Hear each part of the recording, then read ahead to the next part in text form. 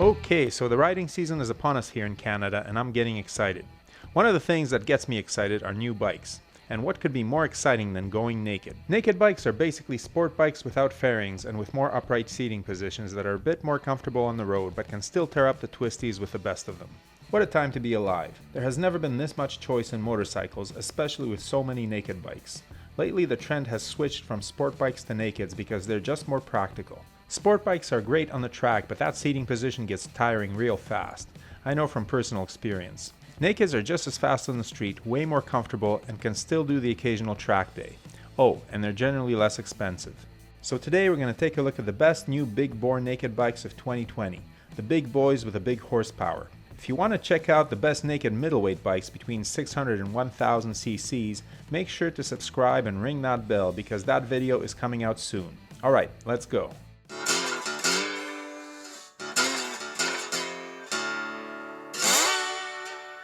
Before we get on with the top 5 list, there are several bikes that have received an update in 2020 but aren't necessarily new bikes. As such, they don't make the list, but nevertheless still deserve a mention. The Triumph Speed Triple is one of those bikes that has been around for a really long time. I test rode one of the very first ones in 2000 and what a ripper that bike was. It was a great bike then, it's a great bike now, but the addition of a new display, some rider modes, and a small bump in power does not make this a new bike.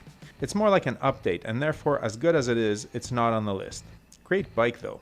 The Indian FTR Rally is basically a slightly altered version of the Indian FTR that came out last year. The new bike has more off-road worthy tires, a higher handlebar, and some cosmetic styling cues. I rode the FTR last year, and you better believe it's a rockin' bike.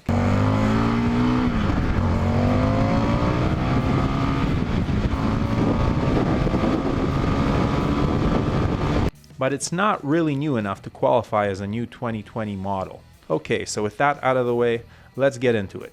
The number 5 new naked motorcycle of 2020 is the Samurai, the Suzuki Katana. Yes, this bike was out at the end of last year, but it hit dealers so late in the year that we can count it as being new for 2020. The original Katana was introduced in 1981 and quickly established itself as one of the top sport bikes of the era. It was fast and sharp looking and really distinguished itself with unique and aggressive styling. Since then, the styling has had a few hits and a few misses. But the new Katana goes back to its roots and takes its styling cues from the original, and I think it's a hit. Unlike the original bike, which was developed for superbike racing, this one is a naked bike tuned more for torque than for top end, and to that end, what a motor it's got. 150 horsepower, 80 foot-pounds of torque. This is the 999cc engine from the 2005 GSXR 1000, the bike that Suzuki dropped on the motorcycling world like a bomb. That bike pretty much ate the other sport bikes of the time alive, and everyone agreed that the engine was a peach. This bike will not lack power. So this is a sit-up high naked bike with pretty decent wind protection, awesome power, and a mid-range thicker than Kim Kardashian. But what really sets it apart is the styling. I value originality, and this bike looks like nothing else out there. This is pure 80s nostalgia at a time where most retro bikes are harkening back to the 60s or maybe the 70s. Well done, Suzuki. The number 4 bike among the top big bore naked bikes is the Harley Davidson LiveWire. Wait, hear me out. Let's not rush to those keyboards yet. Is it a new big bore naked bike? Yes and no. It's new, it's big, it's naked. As for bore, it doesn't have one, it's electric. But it is in this class of bikes, and it is original, and as I said before, I like different and original. Alright, let's take a look at this bike. 105 horsepower, 85.5 foot-pounds of torque, which doesn't sound like that much, but you have to take into account the fact that this thing is electric. What do I mean by that? If you take a look at the horsepower and torque curves of gasoline engines, you can see that horsepower and torque peak at various RPMs.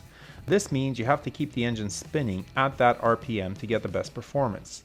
Electric motors, on the other hand, have their highest torque at 0 RPM, as seen by the blue line here. So you get that pull right off the bottom. That's how this bike can hit 60 miles per hour or 100 kilometers per hour in 3 seconds. Its power is usable. It also charges fast, 40 minutes to 80%, 1 hour to 100%.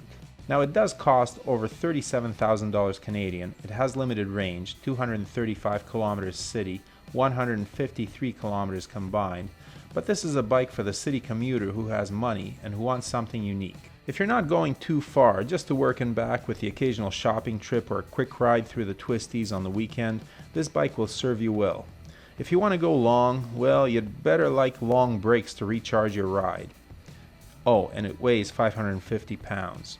So why'd you pick it as a top 5 bike, you ask? Well, this is the future. Eventually motor vehicles are going in this direction, and Harley is the first major manufacturer to jump on board. Go figure.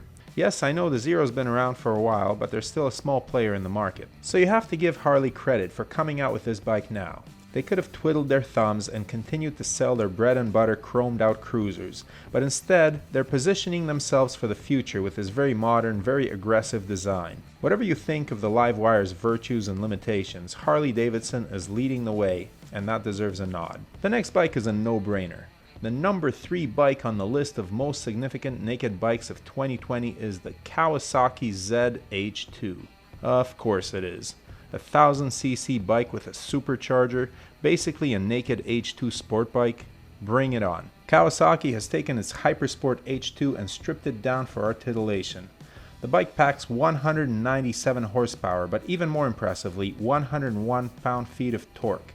If the Suzuki's torque curve is as thick as Kim K, the Kawasaki's is more like Jabba the Hutt. That's what supercharging gets you. Speaking of thick, this bike does weigh in at 527 pounds wet, so it's definitely no track weapon. However, she'll be hell on a drag strip. This is a direct descendant of the speed wars of the 90s, which culminated in the Suzuki Hayabusa hitting 194 miles per hour, that's 312 kilometers per hour for you metrics, in a cycle world test, and making governments around the world more nervous than a virgin in Amsterdam's red light district. The safety crowds threatened to step in, and the motorcycle manufacturers agreed to limit their speedometers to 186 miles per hour, 300 kilometers per hour. So now you can stare at your speedo reading 299 as your bike continues to accelerate. You know what I'm talking about. There hasn't been a naked bike so ballsy since Suzuki pulled the fairings off the Hayabusa to make the B-King, and for that we are thankful, Kawasaki. And so we come to number 2 on the list, and that is the KTM 1290 Super Duke R, the ultimate wheelie machine. This is not an evolution of last year's model, it is very much a new design. What's changed? The most significant change is the stiffer chassis with a much improved swing arm, which calms down the previous model's overly exciting handling. Of course, all the electronics are there, the quick shifter too, and the engineers have squeezed out a little more power out of this bike with 180 pulling horses and a monstrous 103 foot-pounds of torque. But that's not all. This absolute beast of a bike weighs in at just 462 pounds wet, which makes it significantly lighter than the previous 2 bikes on this list, and 12 pounds lighter than the Katana. That means that it will handle. So while the Super Duke is brutally powerful, it is more than just a dragster or a wheelie bike. You can do track days on this thing and it will carve corners in addition to popping power wheelies in 3rd gear. And so the KTM Super Duke is the second most impressive new big bore naked bike released this year. And now, before we get to number 1, let's have an honorable mention, because how can I not mention the MV Augusta Brutale 1000 RR. 208 horsepower, 86 foot-pounds of torque. No wet weight numbers are out, but the dry weight is listed at 410 pounds. I'm guessing the wet weight is the lightest among the bikes mentioned in this video so far. And like all MV Augustas, it's the best looking bike in its class. How do they do that? So why isn't this bike hands down the winner of this comparison? Price. $32,000 American, which translates to probably over $40,000 Canadian. Plus, good luck finding a dealer in North America or anywhere else outside of Italy for that matter. So for now, the alluring MV will have to remain forbidden, an object of our desires forever out of reach. If only they made a bike with that kind of performance for a lower price. Oh wait, the Ducati Streetfighter V4 is out this year and it costs under $25,000 Canadian, under $29,000 for the S version. Will it be as fast as the MV Augusta? It's basically a naked Panigale V4. It'll be faster. Let's have a look. So the Panigale performed a striptease and what came out looks like something out of Tron. Do you even have to ask about performance? 208 horsepower, 90.4 foot-pounds of torque. Gotta get the 0.4 in there. The S version weighs in at 443 pounds ready to roll. That's full of oil and gas. Did I mention that with the full racing Akrapovic exhaust installed, the bike produces 220 horsepower and 95.5 foot-pounds? And yes, those are wings. They produce downforce at warp speed and direct cooling air to the radiator. All the toys are there. Electronic suspension, riding modes, lean sensitive everything, slipper clutch, quick shifter, wheelie control.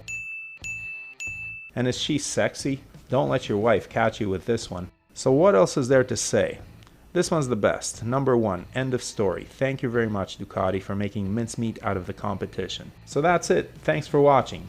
I'm off to ride the beautiful roads in the Smoky Mountains of North Carolina, so expect that video series out soon. Also, the top new middleweight bikes of 2020 is in the works. Stay tuned. Don't forget to like, comment, and subscribe, and ring the bell to be notified of the next exciting Different Spokes TV video. Stay safe on your steel horses out there, and may the spokes be with you.